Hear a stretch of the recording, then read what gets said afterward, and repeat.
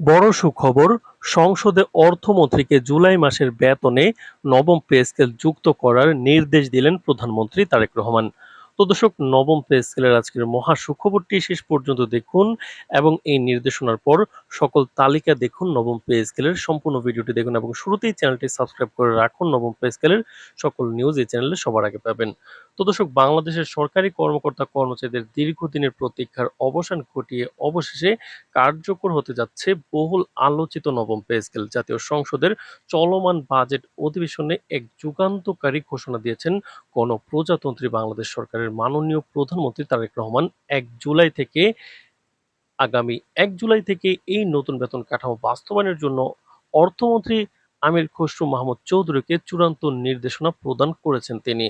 প্রধানমন্ত্রীর এই সুনির্দিষ্ট ও জনবান্ধব নির্দেশনার পর অর্থমন্ত্রী সংসদকে আশ্বস্ত করে জানিয়েছেন যে আগামী ১ জুলাই থেকেই দেশের সকল সরকারি কর্মচারীদের জন্য শতভাগ ১০০% বেসিক বা মূল বেতন সহ এই নতুন পে স্কেল সম্পূর্ণভাবে কার্যকর করা হবে। সংসদ অধিবেশনের প্রধানমন্ত্রীর এই বিশেষ নির্দেশনার পর অর্থ মন্ত্রণালয় এবং মন্ত্রী পরিষদ বিভাগের মধ্যে নজিরবিহীন তৎপরতা শুরু হয়েছে। অর্থমন্ত্রী আমির খসরু মাহমুদ চৌধুরী সংসদের বক্তব্যে নতুন পে স্কেল বিস্তারিত রূপরেখা ও ধাপভিত্তিক বাস্তবায়নের একটি সুনির্দিষ্ট পরিকল্পনা তুলে ধরেন।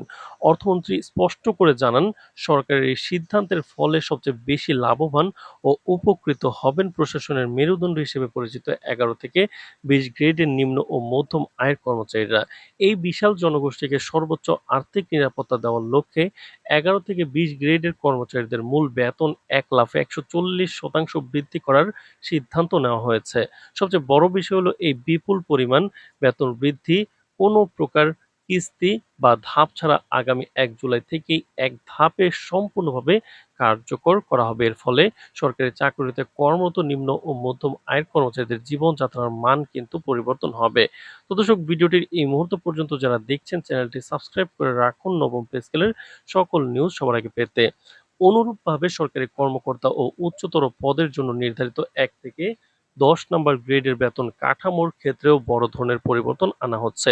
নতুন নবম পে স্কেলে ১ থেকে ১০ নম্বর গ্রেডের কর্মকর্তাদের মূল বেতন সামগ্রিকভাবে ৫০% বৃদ্ধি করার সিদ্ধান্ত চূড়ান্ত করা হয়েছে। তবে দেশের বর্তমান সামষ্টিক অর্থনৈতিক ভারসাম্য রক্ষা এবং বাজেটের উপর অতিরিক্ত চাপ সামাল দেওয়ার সুবিধার্থে এই বেতন বৃদ্ধি ২ ধাপে বাস্তবায়ন করার নীতিগত সিদ্ধান্ত নেওয়া হয়েছে।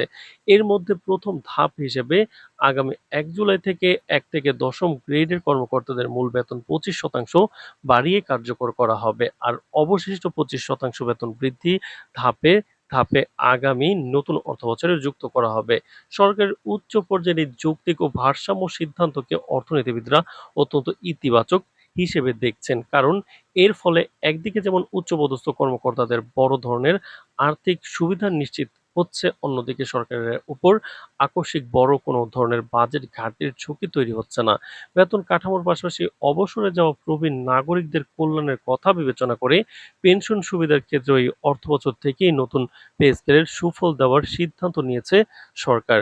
তবে সরকারি কর্মচারীদের জন্য নির্ধারিত অন্যান্য সকল প্রকার ভাতা, যেমন বাড়ি ভাড়া, চিকিৎসা, যাতায়াত ও শিক্ষা ভাতা একযোগে ৬০% বৃদ্ধি করার সিদ্ধান্ত নেওয়া হলেও তা এই মুহূর্তে কার্যকর না হয়ে আগামী অর্থবছরে সম্পূর্ণভাবে কার্যকর করা হবে। তো দর্শক, ভিডিওটির এই মুহূর্ত পর্যন্ত যারা দেখছেন চ্যানেলটি সাবস্ক্রাইব করে রাখুন নবম পে স্কেলের সকল নিউজ সবার আগে পেতে। তো দর্শক, অর্থ মন্ত্রণালয় সূত্রে জানা গেছে এই বিশাল কর্মযজ্ঞের আনুষ্ঠানিক সমাপ্তি ও গেজেট প্রকাশের তারিখও চূড়ান্ত করা হয়েছে। আগামী ২৪ জুন এ সংক্রান্ত চূড়ান্ত ও সর্বশেষ উচ্চ পর্যায়ের পর্যালোচনা বৈঠক অনুষ্ঠিত হতে যাচ্ছে। উক্ত বৈঠকে স্বয়ং মাননীয় প্রধানমন্ত্রী তারেক রহমান সশরীরে উপস্থিত থেকে পে স্কেলের চূড়ান্ত অনুমোদন প্রদান করবেন এবং ওই দিনই বহুল প্রতীক্ষিত সরকারি গেজেট জারি হবে, স্বাক্ষর হবে। সব মিলিয়ে আগামী ২৪ জুন কিন্তু চূড়ান্ত গেজেট এবং ১ জুলাই থেকে নতুন বেতনের এই রূপরেখা বাংলাদেশ সরকারি খাতের ইতিহাসে একটি নতুন যুগান্তকারী যুগ শুরু করবে। তো দর্শক, নবম পে স্কেলের যে কোনো গুরুত্বপূর্ণ নিউজ সবার আগে পেতে এই চ্যানেলটি সাবস্ক্রাইব করে রাখুন। আজ এ পর্যন্তই। ধন্যবাদ।